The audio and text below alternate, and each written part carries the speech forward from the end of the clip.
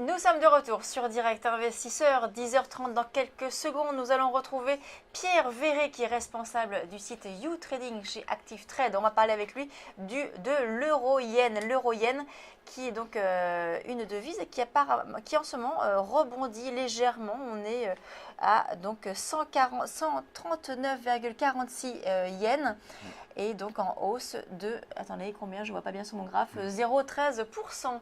J'ai l'impression, voilà, donc Oui, la devise qui c'est rebondit ça. légèrement. Oui, oui, c'est vrai qu'on a un euro qui est assez fort dernièrement, contrairement à yen, hein, qui est une des devises les plus faibles actuellement parmi les devises majeures.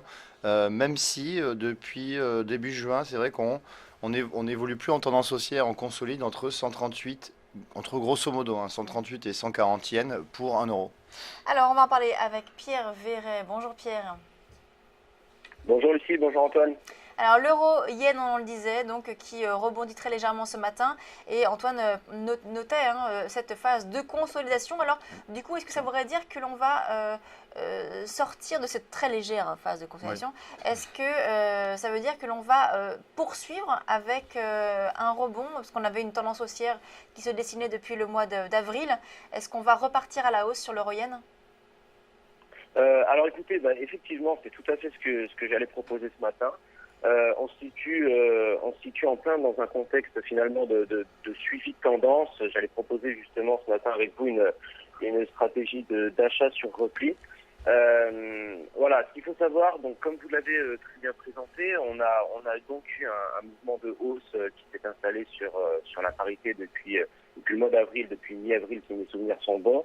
On avait donc les prix qui ont rebondi sur une zone qui du coup constitue pour l'instant les plus bas annuels aux alentours des 126 yens. À l'heure actuelle, on se trouve finalement sur des niveaux tels que 139-286. C'est vrai qu'on consolide maintenant sur une base très court terme depuis le début juin à peu près. Moi, j'ai noté différents niveaux de support à ce niveau-là.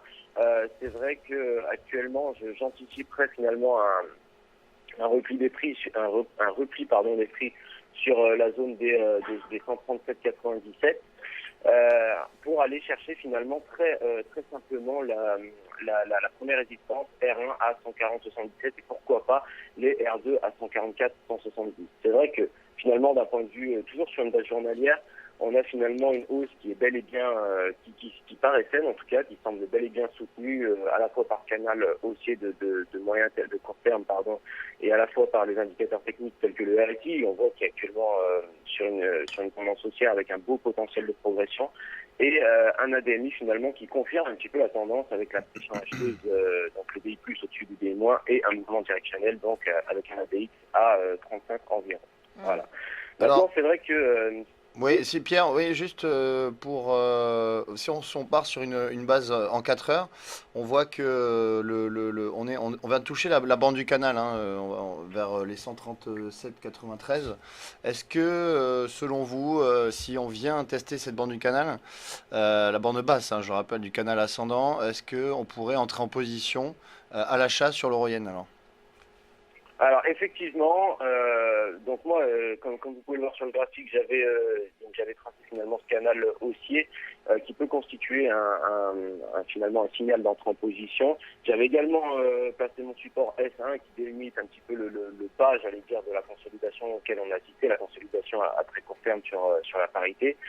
C'est vrai que voilà, j'envisage finalement une prise de position dans une zone comprise entre 137,97 à peu près et 138,50. Finalement, c'est plus ou moins un petit mix entre mon support S1 et le support dynamique haussier en violet. Donc effectivement, rentrer sur ces niveaux-là pourrait s'avérer grandement efficace, en tout cas en termes de timing et de niveau de prix, pour ensuite aller chercher les R1 avec un risk-reward assez finalement profitable.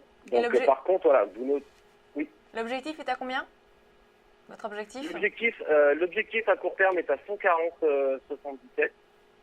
Actuellement, je pense que c'est réalistiquement faisable au regard finalement des signaux envoyés par tous les indicateurs techniques. Donc voilà, l'objectif court terme est de 140,77. L'objectif un peu plus long terme, on va dire mid-terme, ça se trouve à 144,170. Mais mais il y aura peut-être un allègement qui sera possible sur R1 ou un renforcement. Finalement, tout va dépendre des différents profils d'investisseurs à ce niveau-là. Mais l'objectif à très court terme reste les 140-70. Merci beaucoup Pierre Verret, donc responsable de YouTrading chez Active Trade. Merci beaucoup. Merci, au revoir. On marque une pause, on se retrouve tout de suite.